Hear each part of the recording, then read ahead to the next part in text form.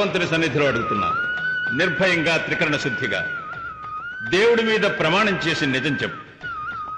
ఈ అమ్మాయిని పెళ్లి చేసుకోవటం నీకు మనస్ఫూర్తిగా ఇష్టమేనా? ఇష్టమేనండి. ఈ అమ్మా, ఈ అబ్బాయిని పెళ్లి చేసుకోవటం నీకు ఇష్టమేనా?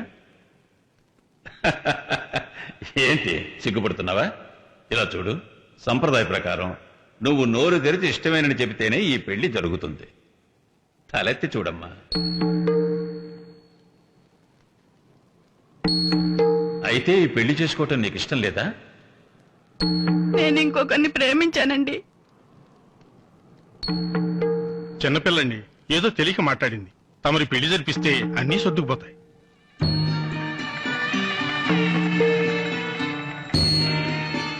తల్లా చూసావా, మన ఇద్దరం ప్రేమించిన పెళ్లి చేసుకోలేకపోయాం, ఊరి పెద్దల్ని ఎదిరించలేకపోయాం.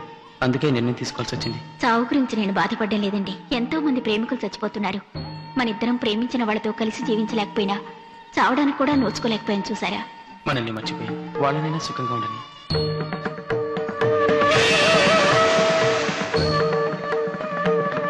నేను చేసిన తప్పుకు ప్రాయశ్చిత్తంగా నా యావదాస్తిలో సగభాగం ఈ గుడికి రాసిస్తున్నాను.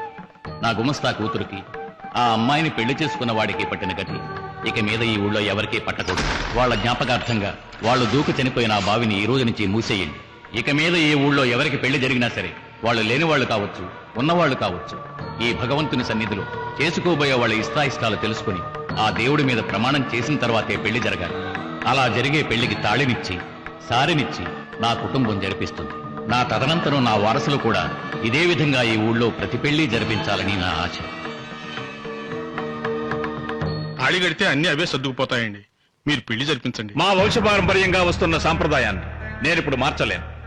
ఈ ఊళ్ళో జరిగే ప్రతి వివాహానికి కన్న వాళ్ళ అంగీకారం కన్నా చేసుకోబోయే వాళ్ళ అంగీకారమే ముఖ్యం.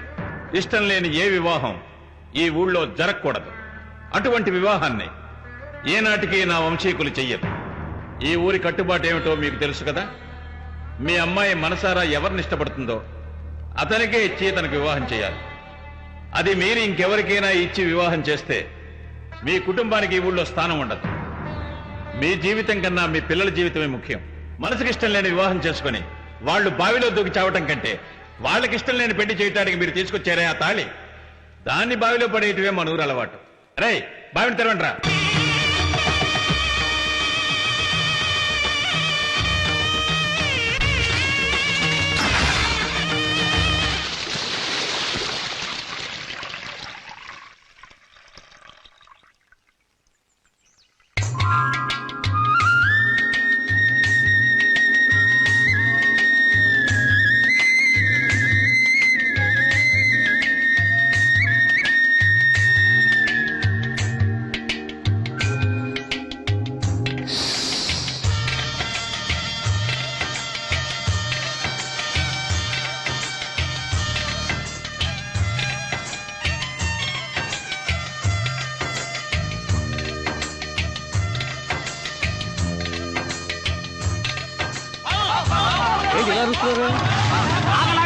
ఏమైంది? అరే ఆడవాళ్ళ ధైర్యంగా పాముకి పాలు పోస్తుంటే మగాళ్ళు అయ్యుండి అమ్మో అయ్యో.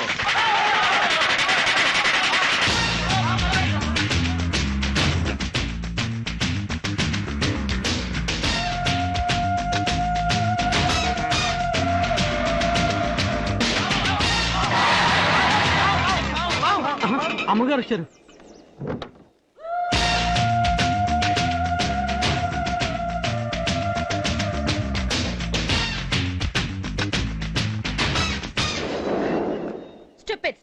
ఇది ఎడ్ల బండి అనుకుంటున్నారా? కారుకు అడ్డంగా వస్తున్నారు. నేను వచ్చిన స్పీడ్ లో గుద్దుంటే మీరంతా కొండకు వెళ్లి గుచ్చుకుని ఉండేవాళ్ళు. ఫూల్స్. క్షమించండి అమ్మా, పాము చూసిన భయంలో ఇలా పరిగెత్తుకొచ్చేసాం.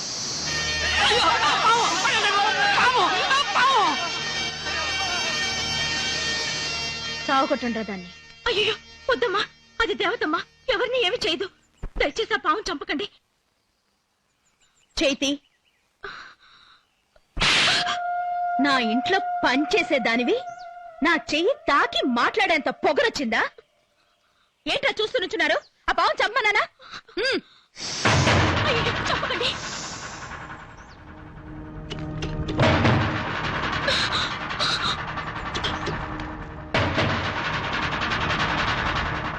దేవుడా కాపాడు స్వామి. సుబ్రహ్మణ్యేశ్వర కాపాడు స్వామి. అమ్మా పుట్ట గుడి లాంటిది దీన్ని పోయి ఏయ్ చమ్మని చెప్పానుగా, చెప్పింది చెయ్యి.